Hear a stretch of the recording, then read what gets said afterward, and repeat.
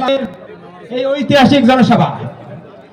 ঐতিহাসিক জনসভার সম্মানিত সভাপতি ও প্রধান অতিথি হিসাবে উপস্থিত আছেন বাংলার 18 কোটি মানুষের আশার আকাঙ্ক্ষার প্রতীক যে বিভাগীয় আমির ডক্টর শফিকুর রহমান ভাই এবং উপস্থিত আছেন বিশেষ অতিথিবৃন্দ ও আমন্ত্রিত অতিথিবৃন্দ এবং মঞ্চের সামনে উপস্থিত আছেন লালমনিরহাট জেলাবাসী। আপনাদের সকলের প্রতি জানাচ্ছি আদাব ও নমস্কার। ভাই, আমার নাম পুষ্পজিৎ, আমি একজন হিন্দু মানুষ। আপনারা হয়তো মনে করছেন যে হিন্দু মানুষ আবার জামাতে সবাই কেন? এটারও অনেক কারণ আছে। আস্তে আস্তে গ্রাম পর্যায়ে যখন যাবে আমরা এগুলো বিস্তারিত আলোচনা করব। তাই বিশেষ একটি কথা বলার জন্য আমি এই মঞ্চে উপস্থিত হয়েছি, সেটা মাত্র সনাতনী ভাইদের দৃষ্টি আকর্ষণ করেই বলবো।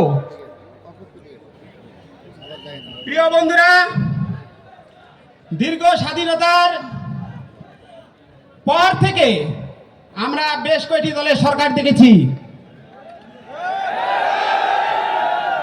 কিন্তু হিন্দুদের ভাগ্যের পরিবর্তন হয়নি। তারা আমাদের সংখ্যালঘুই করে দিয়েছেন। আর এই সংখ্যালঘুকে কেন্দ্র করে তারা এক এক সময় এক এক ভাবে আমাদেরকে কাজে লাগিয়ে ট্রাম্প কার্ড হিসেবে ব্যবহার করেছেন। কিন্তু সে সময় আর বেশি দিন কি থাকার কথা? তাই আজকে স্বাধীনতার 53 বছর পরে হলেও জামাত ইসলামের আমির ডক্টর মোহাম্মদ শফিকুর ভাই আমাদের আশার বাণী দিয়েছেন যে বাংলাদেশে কোনো প্রকার সংখ্যালঘু থাকবে না। যেই বাংলাদেশে জন্মগ্রহণ করবে সেই বাংলাদেশি। এই কথা শুনে আমাদের বিবেকের দ্বার খুলে গিয়েছে। সম্মানিত ভাইয়েরা, আপনারা জানেন 5ই আগস্টে ফ্যাসিস্ট হাসিনার পতনের পর তারা ভারতে বসে বিভিন্ন রকম চক্রান্ত করছে। বাংলার হিন্দুদের উপাসনালয়, বাড়িঘর ভাঙচুর, বিভিন্ন রকম অনৈতিক কার্যক্রমে জড়িয়ে গেছিল। তখন সেই মুহূর্তে শফিকুর ভাইয়ের ঘোষণায় বাংলাদেশ জামাতে ইসলামী ও ছাত্র শিবির দিন রাত পরিশ্রম করে আমাদের অদন্ত প্রহরীর মতো পাহারা দিয়েছেন। তাই আপনাদের কাছে আমার অনুরোধ, আগামী আমাকে আনার জন্য বিশেষভাবে উঠছি।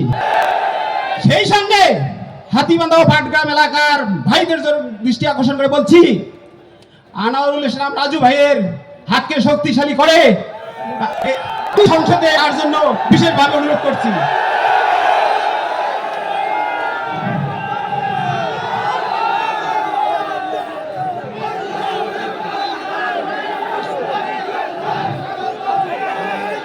ভাইরা আমার, এখানে এসে দুটি কথা বলার সুযোগ পেয়ে লালমনিরহাট জেলার জামাতের সকল নেতৃবৃন্দকে কৃতজ্ঞতা জানাচ্ছি। এই বলে আমি আমার সংক্ষিপ্ত কথা এখানে শেষ করছি। শেষে একটি স্লোগান দিয়ে বিদায় নেব। কোনটা হিন্দুরা সবাই, আরে ভাই তো পাঁচানকে আগেইছো, আইসো এবার জামাত করি।